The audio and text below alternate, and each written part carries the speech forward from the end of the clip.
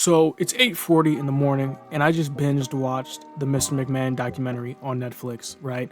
Now, this wasn't my ideal first video back on making wrestling content, just because it's Mr. McMahon, Vince McMahon.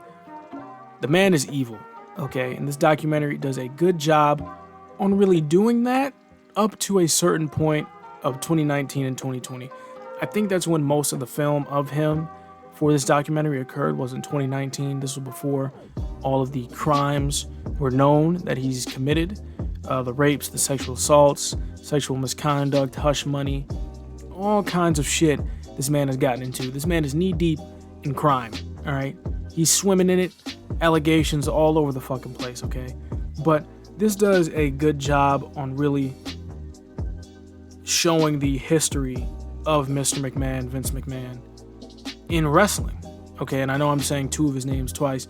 It's hard for me to call him Vince, okay? I've known him as Mr. McMahon my whole life, right? Him being the character. I know the character first and the person second. And I know that might be how some of you feel. Some, maybe not. You know, you might have been a little bit older when watching, him during, when it was on TV most of the time.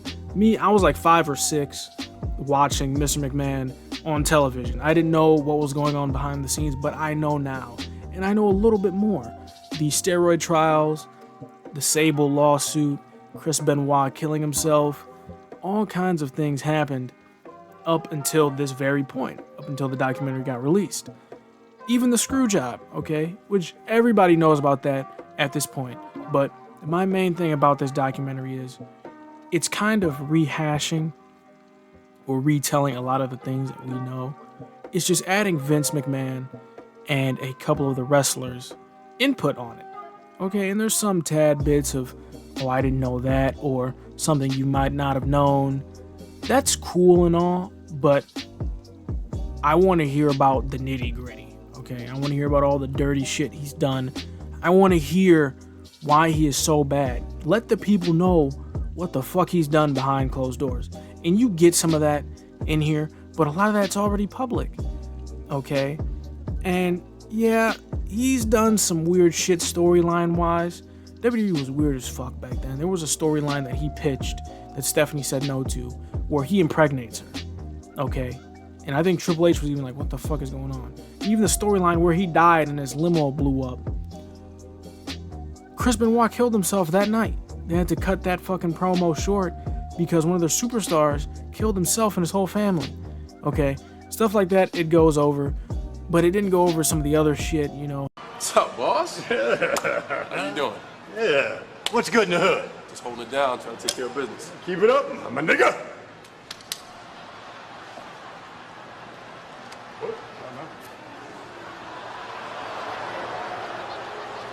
And there was even clips of people in blackface, okay? I didn't even know that, okay? I know there was some little racist innuendos or scenes in there, JBL chasing Mexican people away from the border or whatever. I knew that stuff, but I didn't know the severity of it back then. And yeah, they said, oh, it was a different time and it was edgy. No, that shit's still weird, okay? Forget Tropic Thunder. That's Robert Downey Jr. That's cool. That's in good faith, okay? That's a movie. Some of the stuff they were doing back then, in hindsight, as a grown man now, 21 years old, my brain's kind of fully developed. I can look back and say that was some weird shit that I was seeing, okay?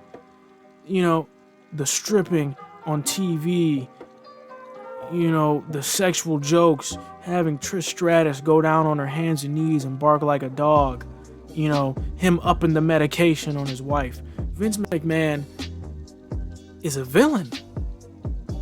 And Mr. McMahon is a perfect image of who he really is in my eyes now, knowing what I know. Now that might sound crazy, but they say it in the documentary.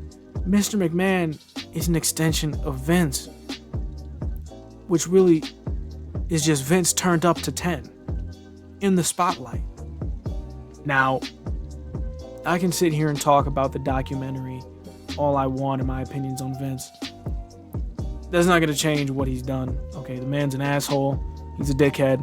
But I strongly urge you to watch the documentary if you haven't.